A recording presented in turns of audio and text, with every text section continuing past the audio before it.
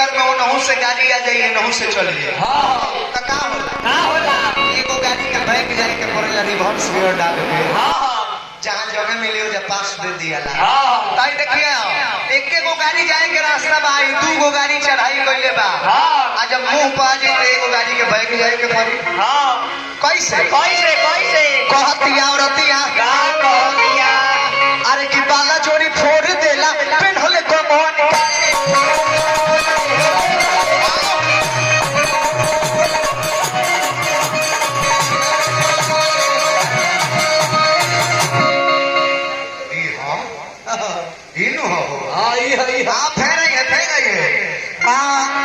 बाला चोरी फोड़ दे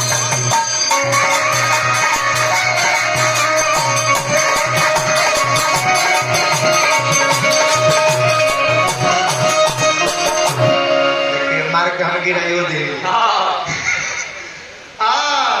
बहुत सारा रुपया पुरस्कार विनय यादव जी की ओर से बहुत सारा रुपया पुरस्कार के उनके साथ खले रहा नन्नू ये सब है नहीं आप एगो बात हम तोरा से कहत नहीं हमनी के लड़का रहनी सब त खेलनी कूदनी सब एके संगे खैनी सब पियनी सब एके संगे हम तो देख के जरूरत रहे हम से दोस्ती थोड़े था रही ना ऊपर गिरो एगो अलग ही चले एक और दोसर चक्कर तो कहीं बार चलता हमन एक जरी के सहेली रही सब देखते देखते सियान हो गई सब एके संगे मोर मैदान भाई एके संगे राम तारा बाबू संगे नमन बसा ए सखी तू अपना ससुर गई एके संगे अपना मर्द संग गई कि एके संगे अपने अपने में थोड़ा भी आप ले ले रहा फिर ससुरा से नैहर आई बनी सब एके संगे अपना मर्द के समाचार ना सुनई हो पैसा मिलल बारे तनी बताओ पर वर्ग का हम का करेला बोलो बोलो ए सखी दान हरनी का कही तो हम से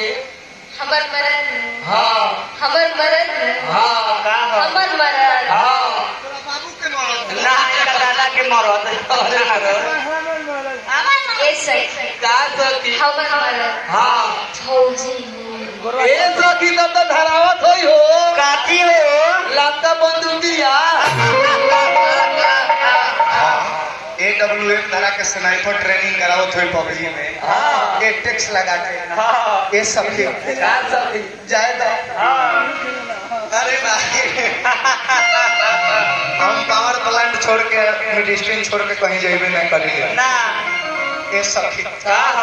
एक बात कही हमार ना पूछब कि कैसे मिलल बा ए सखी का सखी बताओ अपन मरद के ना रहे तो मत पूछो काहे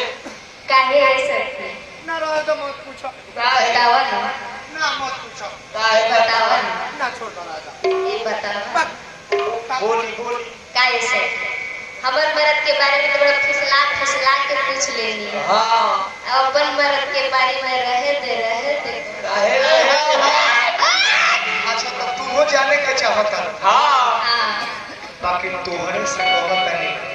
केहू से कही हम ई मेहरारू के प्रोफेशनल भाषा कोनो मेहरारू के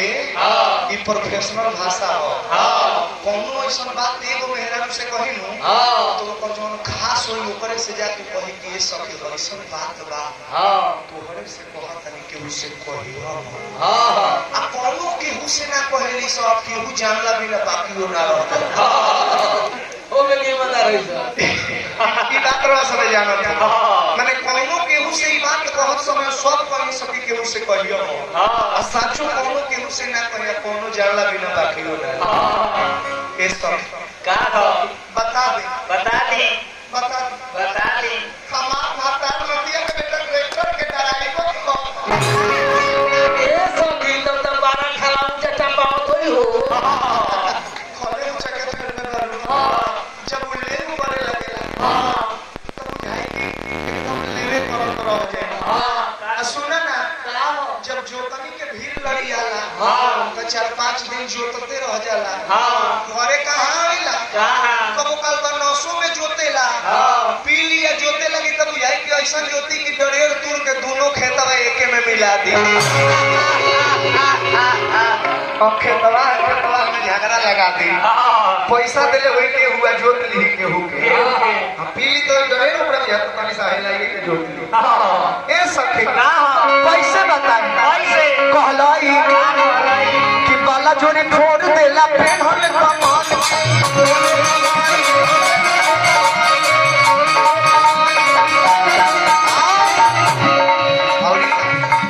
आके मारा बात करे लागे मोरा धन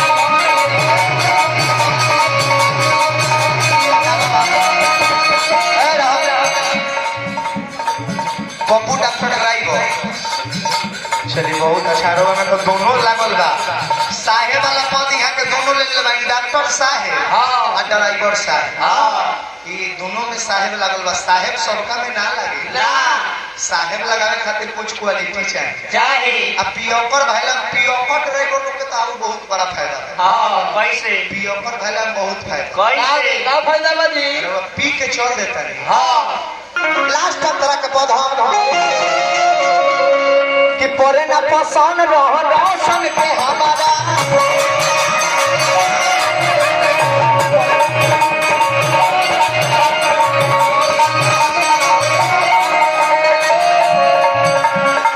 आके गंधवाई दे सखी हमर कमरा